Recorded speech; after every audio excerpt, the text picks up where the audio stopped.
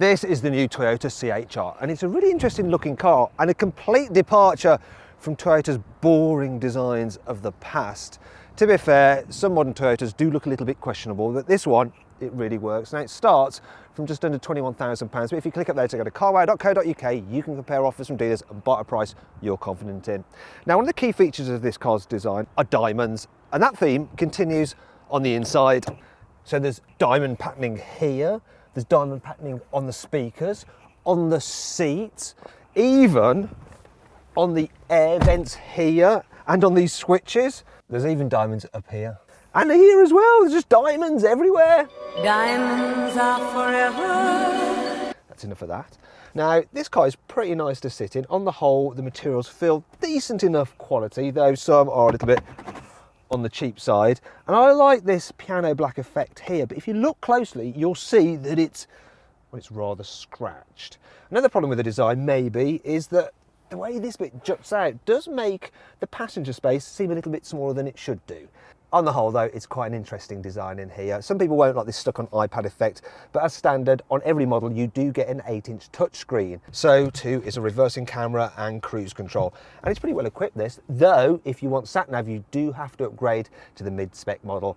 Now the infotainment system itself, it's all right. It's easy enough to navigate through menus. The problem is that the graphics are a little bit low res, and it does take a while for screens to load or to input a destination on the sat-nav. Now if you click up there, you can see my full in-depth video review of the infotainment system for the CHR. In terms of cubby spaces, they're all right as well. So the glove box is not massive, but it'll do. There's some decent storage under here, and you've got a 12-volt socket in there. There's some big cup holders there, which, oh, look at this. You can actually extend them if you've got a really tall latte. And the door bins, they're an okay size. Well, here in the front, in the back, completely different story, as I'll show you now. Now, it's not a deal breaker, but yeah, compared to rivals, the cubby spaces here, look, I mean, you just got this one little cup holder and that's about it. And speaking of rivals, yeah, they are bigger in the back than this car, though it's not terrible. It's livable. People over 6 foot will just about have enough headroom, and knee room is all right. And it's surprisingly okay, actually, with 3 in the back, because this bench seat is just so comfy. The only real issue I have is the limited foot space there because of the runners for the seats in front. The main problem, though, with the back of this car is, well, I'll just get my assistant to turn off the light and you'll see for yourself.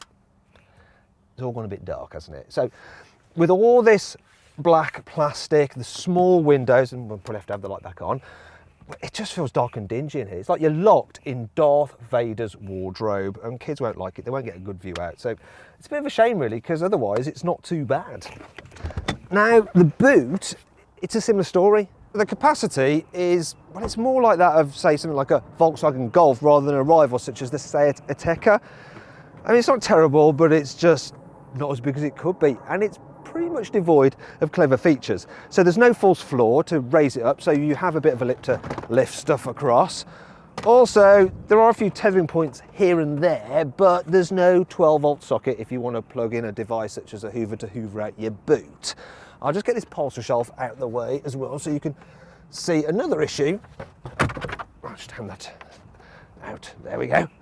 It's this, look. If I fold down the seats, because you haven't got that riseable false floor, you end up with a massive ridge. So you can't really load a heavy item in here, then push it straight to the back, which is a little bit annoying. Now, if you click up there, you can see some more detail on this car's practicality by watching my detailed practicality video. See how much stuff you can actually cram into this car's boot. See what it's like with 3 people in the back, and how easy it is to fit a child seat. And before I finish up, I just want to show you this. One of the interesting features of this car are the rear door handles. So they're up there, but you kind of have to relearn how to open a car's door, because you don't do it like that because you get RSI. You have to kind of do it like that. And it's all just a bit odd. It's clear the Toyota CHR is supposed to be interesting, but does this extend to how it drives? Now it's clear that Toyota has created this little CHR to feel a little bit sporty for a small SUV, and indeed it does. So it goes around corners pretty well, it feels light and agile. It comes with lane departure warning because I just weaved across a white line and it just beeped at me there. And yeah, it's quite a light feeling car, and even though it handles pretty well, the suspension never feels firm. It still deals well with bumps. If there is a problem with this car's comfort though, it's that you do get quite a bit of wind noise, so you can hear it rushing past the window there. You also get quite a bit of tyre roar on rough surfaces as well. It's a bit of a shame really, because otherwise it's really comfortable, especially because these seats are absolutely blooming lovely. I can do miles and miles and miles in these without any backache at all. Now for those people who want to take their CHR off-road or just need a bit of extra grip, you can get it with all-wheel drive. In terms of engines, well, there's a hybrid, and that uses the same powertrain as in the Prius, and it's pretty good actually. Apparently it can return 74 miles per gallon. This is the 1.2 litre turbo petrol, and it's nice and smooth, and it's got quite a decent amount of punch. 0 to 60 is just under 11 seconds. It revs freely, doesn't make too much noise, and Toyota says it's capable of 47 miles per gallon, and I'm looking at the chip computer and I'm getting 41, so I'm quite pleased about that. This one's got a manual gearbox, and it's quite a nice short throw on it, so it helps add to this car's sporty feel. One thing to note though is if you're expecting the full SUV experience, you don't really get it. You sit quite low when you compare it to something like a Peugeot 3008, which you can get for the same kind of money. And then there's the visibility. So I can't fault it here because you've got this little extra window, so no real blind spot there. But over your shoulder, those thick rear pillars, I mean, sometimes it's just a leap of faith when you're pulling out of junctions. That's not great at all. Now you can see for yourself by clicking up there to join me for the 360-degree passenger ride video. There are some other problems with the CHR. Here's 5. Tall people may find that when they go to get out the car, they, ow, hit their head on the protruding grab handle. That really hurt actually. You can't get the car with an armrest for the middle rear seats. It's a little bit odd that a supposedly modern car such as this has an old-fashioned digital clock like you'd find on a Casio watch. These perforations in the seat look kind of cool, but it's not going to be long before they're clogged up with food bits that your kids have spilt. This bit of trim on the steering wheel, which you actually have to touch, feels really flimsy. In fact, it moves around a little bit like a flappy paddle gear selector. Thankfully, the CHR does have some cool features which help to make up for all this. Being a Toyota, you get a 5-year warranty, which is better than you get on most cars. The hybrid version of this car has the most thermally efficient engine of any production vehicle. Though it's not actually this engine, so I don't know why I'm showing it you. This little ridge there is known as a vortex generator, and it helps swirl the air over the wing mirror to help improve the aerodynamics. You can personalise the car with a range of different exterior trim colours, including 6 colours for the wheel centre caps. Well, that was neatly done. The car features Toyota's latest auto park facility, which is now much more efficient than before because it can actually squeeze into very tight spaces.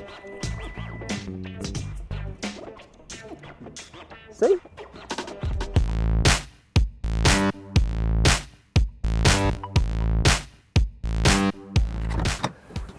Now, if you click up there, you can get more information and compare offers on the new Toyota CHR. So then, what's my overall verdict on it? Should you avoid it? Should you consider it? Should you shortlist it, or should you just go right ahead and buy it? Well, I reckon you should consider the CHR. It's a great looking, good to drive car. It's just that similarly priced rivals are much bigger inside. If you enjoyed this video, please like it and share it, and click up there to subscribe to our channel. Click down there for my infotainment video review, down there for the practicality, and up there for the 360-degree passenger drive video on this Toyota CHR. Speaking of which, did spot the Easter egg in this video. It was the CHR airport baggage tag, which is for Chateauroux Airport, on the luggage.